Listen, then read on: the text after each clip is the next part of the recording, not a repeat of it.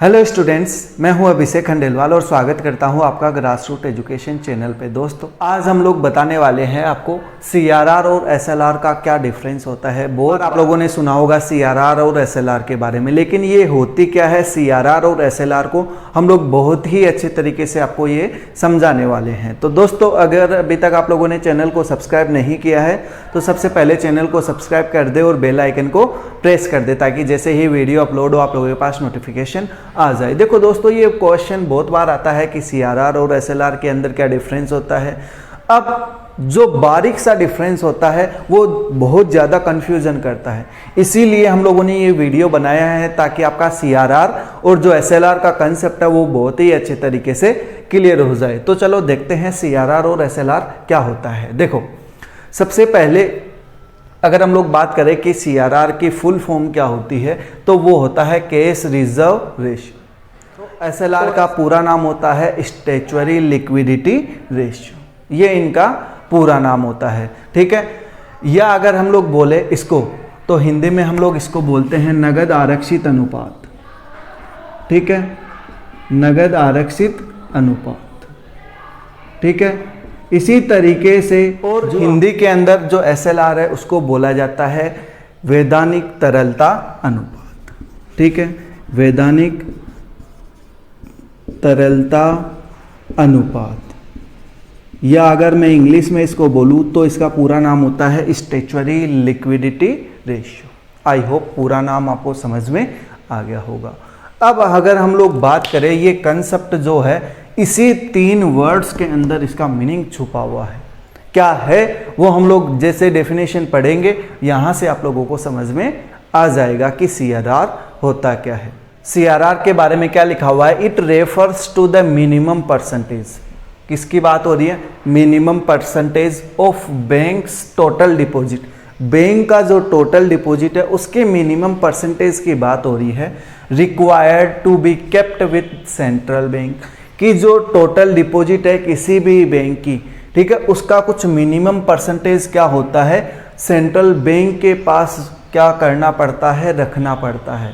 ठीक है, इसको हम लोग क्या बोलते हैं, कैश रिजर्व रेशियो। नाम भी तो यही है, कैश रिजर्व रखना पड़ता है सेंट्रल बैंक के पास। ये हमारा क्या कहलाता है, कैश रिजर्व रेशियो। और बहुत ही अच्छे तरीके से आप लोगों को ये समझ में आ गया होगा। दोबारा इसको डिफाइन करना चाहे तो नीचे भी लिखा हुआ है कि commercial banks have to keep with the central bank a certain percentage of their deposits in the form of cash reserve as a matter of law. यार साहब, बोला गया है कि कॉमर्शियल बैंक को अपना मिनिमम परसेंटेज किसके पास रखना पड़ता है, आरबीआई के पास या सेंट्रल बैंक के पास रखना पड़ता है परसेंटेज के अंदर। ठीक है, इन द फॉर्म ऑफ कैश। ठीक है, जिसको हम लोग क्या बोलते हैं, सीआरआर बोलते हैं, और it is matter of law, ये कानून है। ठीक है, आई होप आपको सीआरआर का मतलब समझ में आ गया होगा। एक एग्जाम्पल भी लिख रखा है कि जैसे मान लो हमारा जो ये रिजर्व रेशियो है वो है 10% और हमारी जो टोटल डिपॉजिट हुई वो हुई 100 करोड़ रुपए। तो अगर हम लोग सीआरआर की बात करें तो सीआरआर हमारा हो जाएगा 10 करोड़ रुपए। ठीक है, तो मतलब 10 करोड़ हम लोगों को कहाँ रखना पड़ेगा, रिजर्व बैंक के पास गिरवी रखना पड़ेगा। ठीक है, आई होप सीआरआर का मीनिंग बहुत ही अच्छे तरीके से आप लोगों को समझ में आ गया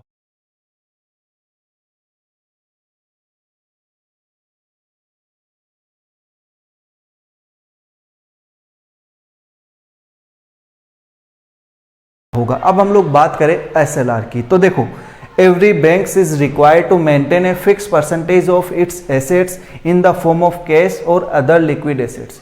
साहब बोल रहा है कि हर बैंक को मेंटेन रखना पड़ता है एक फिक्स परसेंटेज अपनी एसेट्स का। अपनी एसेट्स का जो एक फिक्स परसेंटेज मेंटेन रखती है हर एक बैंक खुद के पास, चाहे वो कैश के रूप में रखे या अदर लिक्विड एसेट्स के रूप में रखे। अदर लिक्विड एसेट्स कुछ भी हो सकते हैं जिनको हम लोग जल्दी से कैश के अंदर कन्वर्ट कर सकते हैं, उसको हम लोग क्या बोलते हैं, एसएलआर। आई होप आपका एसएलआर का मीनिंग समझ में आ गया होगा। अगर सीधी सी लैंग्वेज में बोलूँ, भी कॉमर्शियल बैंक अपनी टोटल एसेट्स का कुछ परसेंटेज क्या करती है, इन द फॉर्म ऑफ कैश और लिक्विड एसेट्स के रूप में रखती है। ठीक है, उसको क्या बोला जाता है, एसएलआर बोला जाता है। और जो SLR है, साफ लिखा हुआ है, किसके द्वारा डिटरमाइन की जाती है, तय किसके द्वारा की जाती है, सेंट्रल बैंक के द्वारा डिटरमाइन या तय की जाती है कि कितनी SLR रखी जाएगी। आई होप आपको CRR और SLR का मतलब समझ में आ गया होगा कि CRR है वो किसके पास रखी जाएगी, रिजर्व बैंक के पास, और जो SLR है वो किसके पास रखी जाएगी, बैंक खुद के पास रखेगा, ठीक है, मेंटेन करके रखेगा, ठीक है। तो ये था CRR और SLR का डिफरेंस। तो आई होप दोस्तों आपको बहुत ही अच्छे तरीके से समझ में आ गया होगा। तो समझ में आ गया हो तो मेरे को कमेंट करके ज़रूर बता देना। और इसी तरीके के कोई टॉपिक जो आप लोगों को पढ़ना है, आप हमें कमेंट के माध्यम से भी बता सकते हैं। दोस्तों अगर आप लोगों को इन्फॉर्मेशन पसंद आई हो तो वीडियो को लाइक करें, चैनल को सब्सक्राइब करें और दोस्तों के साथ शेयर ज़रूर करें। Thank you.